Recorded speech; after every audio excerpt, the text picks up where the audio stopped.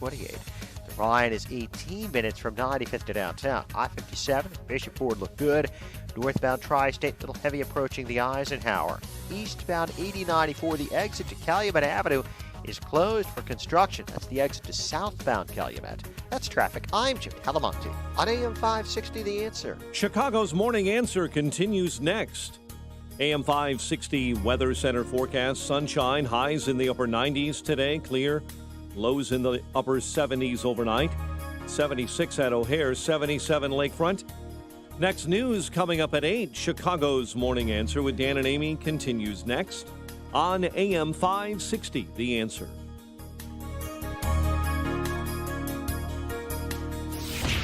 This hourly segment is brought to you by Papa Nicholas Coffee. Papa Nicholas, great coffee, period.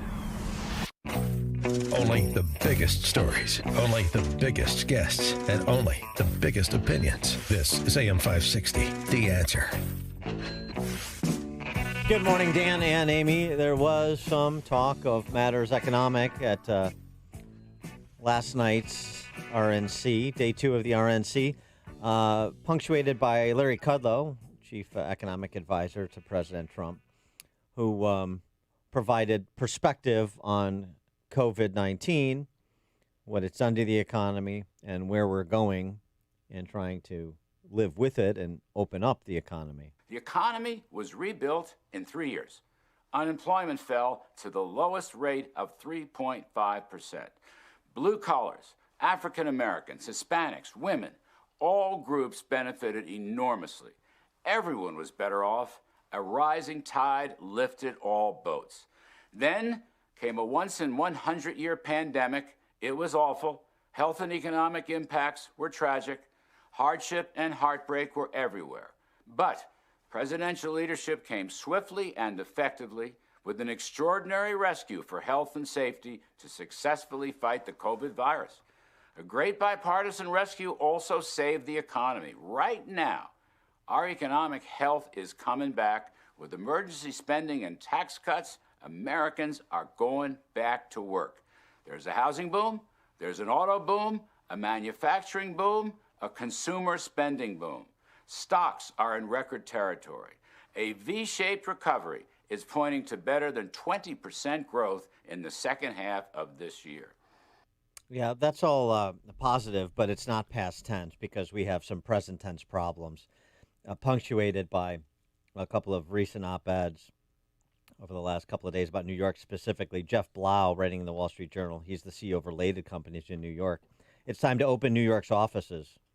The Partnership for New York City estimates more than a third of small neighborhood businesses might close permanently. Not just restaurants, all small businesses, yeah. 1/3. New York Fed reported on the disproportionate effect that pandemic is having on black-owned businesses. The damage is compounding, and the situation will only go worse unless we change. Business leaders face a stark choice.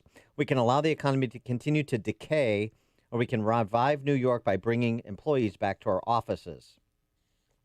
He reminds us that during the worst of the pandemic, thousands of essential workers went to work every single day. Now it's our turn. When it comes to reviving the economy, we are all essential workers. Responsibly and smartly bringing New York back to life is our obligation. Carol Markowitz, writing on something that will sound very familiar to residents of Chicago and so many other big cities and blue states.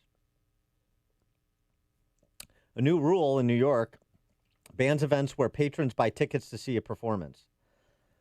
How does charging cover for music put us at risk for the coronavirus? Like every other dagger in the heart of small business, it doesn't. Enough. We can't live like this anymore. The constant rules, the continued dance around reopening. New York City is failing. Our governor and mayor are keeping us in a state of disarray. Andrew Cuomo says gyms can open. De Blasio says nope. Officials are no longer keeping us safe. They're flexing their muscles just to prove they're in charge. Yep. Sound familiar? And who has to pay for it? I know. The rest of the state had indoor dining for nearly 2 months, but New York City has been stuck with tables and street parking spots. Restaurants and bars in the city that never sleeps close at 11 p.m., despite the city infection rate at 0.24%. 0.24? Cuomo is already threatening to close restaurants again in the fall, but New York City hasn't really opened yet. If we can't open restaurants now, we can't open them ever, and our city dies. Enough. The problem is limited outcry from New Yorkers. Sound familiar? Cuomo and de Blasio are destroying the fabric of our city, and people are too afraid of the virus to stop them. That's what's happening here in Chicago because, I live by Wrigley Field, and if there's a Cub game on a TV screen outside, the health department comes and you take it down or they're shutting you down. Or they're giving you a $1,000 fine if you have somebody playing a guitar by himself, 50 yards away from people sitting at a table. It is disgusting. That is exactly no dancing either. That is exactly what's happening in Chicago. And that is why I'm sorry I can't subscribe to Larry Kudlow's boundless optimism at present, because you can't have the sort of V-shaped recovery he is speaking about when you have big cities in big states operating at a fraction of their potential. For more on this, we're pleased to be joined by Wall Street Journal columnist and economist, Trumponomics author Steve Moore. Steve, thanks for joining us. Appreciate it. Hi, guys. Good morning. Good morning. Your reaction to my reaction to Larry Kudlow's statement. Well, Larry Kudlow was the best man at my wedding, so I'm not going to contradict Larry. Yes, okay, But, fine. Look, I think you guys make a good point, and I think Larry makes a good point. Look, we did have a blockbuster economy, after Trump took office, no question about it. We had record highs in terms of how strong the economy was at the start of this year, and Larry's right. This pandemic just flattened us.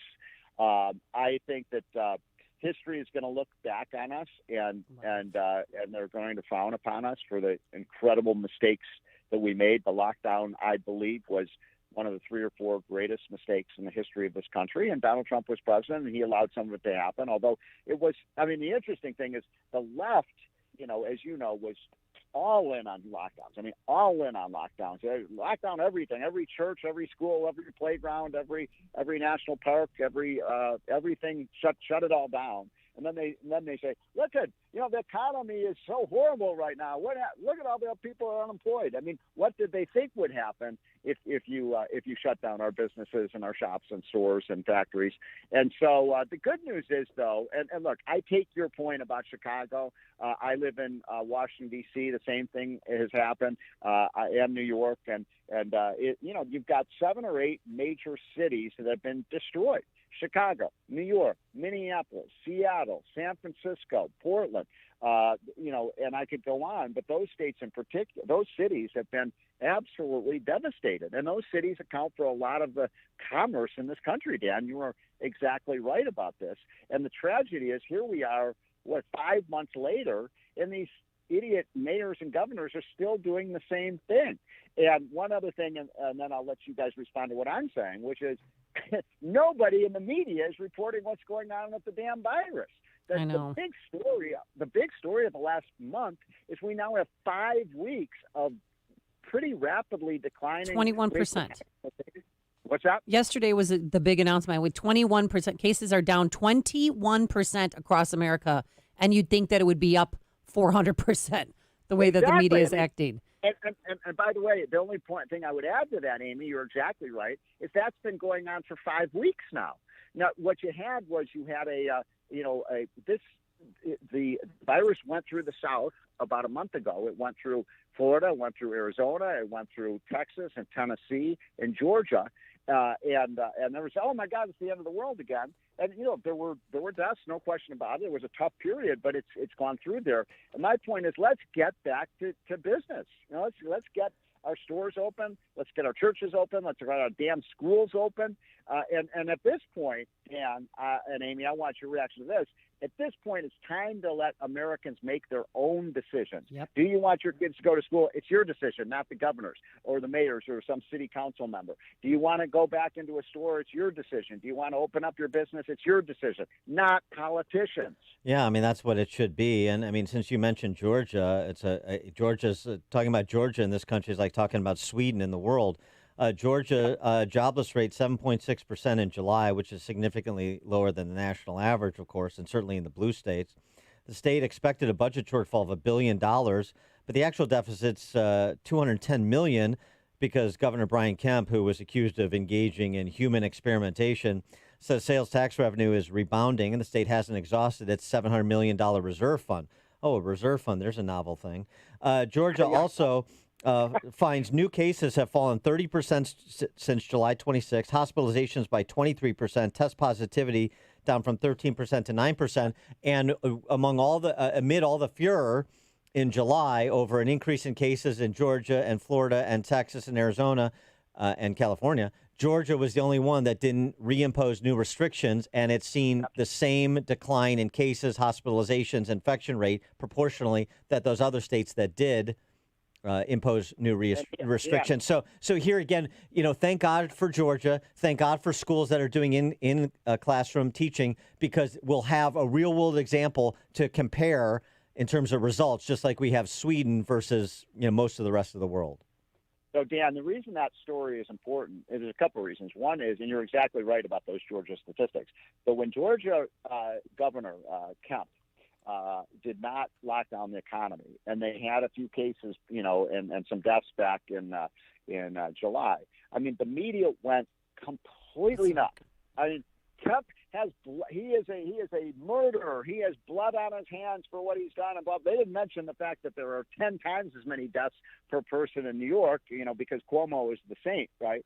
But Georgia has done it right, and that's the important thing. Now, the other important thing about this whole story that we're talking about is, listen, ladies and gentlemen, to what Joe Biden said on Sunday. Yep. It has not up attention, but it deserves to be repeated, because it's one of the stupidest things any presidential candidate has said in probably 30 years. I'm not saying a lot. Joe Biden said, if, quote, the scientists told me to, I would lock down the entire American economy again. Yep, a national shutdown. I mean, that put a chill up my spine. Shutdown. I can't support that. I won't support that. Well, and it's the dumbest thing any presidential candidate said in the last 30 years, except for what Joe Biden said the week before on any number of topics. But here's the thing about this, and listening to the scientists and data. It seems to me President Trump, whether between now and November 3rd or after he's reelected, needs to address the scientists that are around him if he's going to continue to defer to them the way that he has most often, more so than not, over the last 6 months. And rather than succumbing to the fire Fauci brigades, which I think is the wrong approach, he's been he's been turned into too much of a mythical figure in large measure because of President Trump. So that's gone. Yeah. But one thing you can do is expand the pool of scientific advisors who have the same or better credentials than Fauci. Bring John Ioannidis in from Stanford. Bring Scott Atlas in from Stanford. Bring in some of the myriad folks that we've spoken, Mark Siegel from NYU, others, and say, look, I have guys that have these credentials. John Ioannidis, before he disagreed with the lockdown policy, was like the world's leading epidemiologist within his own profession, according to his own profession. Bring more people in so Fauci's opinion is not the only opinion. I'm in a whole agreement. Well, nobody listens to me, so you got to go take that to the president. Yes. Right. And by the way, I think Trump has brought Dr. Atlas into his White House team. He's one of the top, physicians in the world. And he is, I think, out of Stanford or Hoover Institute. Right. And right. But look, here's the problem with this is really important. What we have seen in this country for especially in the last 3 or 4 years, is this crazy idea. The Democrats keep saying, science, we have to follow the science. And what they do, Dan Amy, is they go find a scientist who says what they believe. Exactly. And they say, this is the science. And that's a very dangerous thing, actually, to say, oh, well, we're just, the scientists tell us to drive the bus over the cliff, so we're going to do it. And that's what they've done. And even on climate change, I mean, they find the most apocalyptic. I mean, Joe Biden said the other day in his speech, he said, that if we don't do something now, the earth will become uninhabitable. I know. They're just scaring people, scaring them so they can control them. I have something to get off my chest, dude, because you have a college student. All these universities throughout this country who have sometimes a few cases, sometimes hundreds of cases. No one's reporting that these kids don't need to be hospitalized. They're not sick. You have to take a test to see if you're sick. It's so ridiculous and irresponsible. You know what, Amy, there's another great point. You're 100% correct. And the other thing is that the other people have been wrong, and this is many of my friends on the right as well, like the people at the American Enterprise Institute, Scott Gottlieb and others. Testing. Everything has to be testing. No, I mean, No. what is the point of all this testing now? And Okay. yes, if you're feeling sick, you should be tested. Yeah, but people are Because they do that- psychosomatic now, Stephen. You know, people are like, oh my God, I was around you and I have a cold. I'm going to go get tested. It's Well, allergies. this is one thing that worries me in the fall is, we are going to get a normal flu season, right? I mean, because the flu is always with us. And my worry is that every time, when someone gets the flu, they're going to think they have coronavirus. And, but right now the news is really very good, folks, on what is happening with this virus, and the idea that they're going to continue to shut down restaurants and by the way, I'm very reluctant to go into public places that are crowded. I eat out a lot, but we always eat outside now. So everyone should take precautions. But Dan, I bet you and I have very different risk thresholds, and that's Yes. a decision everyone Yes. should make for themselves. Right. I'm a carefree us kind of guy choices. who throws caution to the wind. Yeah. And I'm always cross all over everybody. I'm always living on the edge. I have jumped out of an airplane and I fly them too. And sometimes I stay in the cockpit, sometimes I leave it. And by the way, before we sign off, I have to say this, and I Yes. have to confess something. I am in love with someone else's wife. Okay. Amy, don't. I thought that speech last night by Melania Trump was Oh, she's mine. She's not yours. spectacular. I mean, she just knocked that thing. I mean, she was elegant. She was incredibly insightful.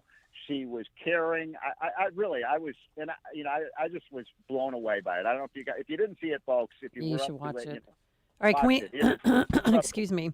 What about her outfit though? Her military jacket. Yeah, my wife didn't like that much too much. Well, it Did looked you hot. like it? No, it was $1,500. It was from a Alexander McQueen designer. Yeah, I didn't I just like think, it's August in good. D.C. It's long, thick fabric. Why would you choose to wear that? Ladies, What? please. Oh, wait, I'm sorry. Yeah, You here? yes. You guys can Yeah, take this by over the to way, Project this is the Runway.